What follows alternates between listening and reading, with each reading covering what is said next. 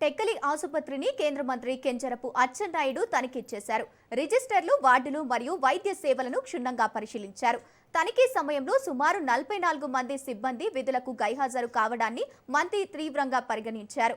ప్రజల ఆరోగ్యంతో ఆటలాడితే సహించేదే లేదని హెచ్చరించారు.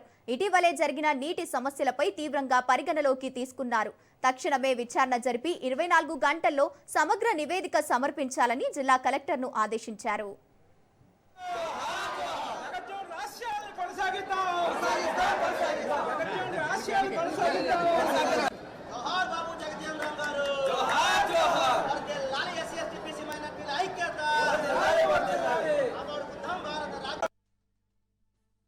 డాక్టర్ బాబు జగజ్జీవన్ రావు గారి యొక్క 119 జన్మదిన వేడుకలు శ్రీకాకుళంలో రాష్ట్ర ప్రభుత్వం తరపున అంగరంగ వైభవంగా జరుపుకున్నాం.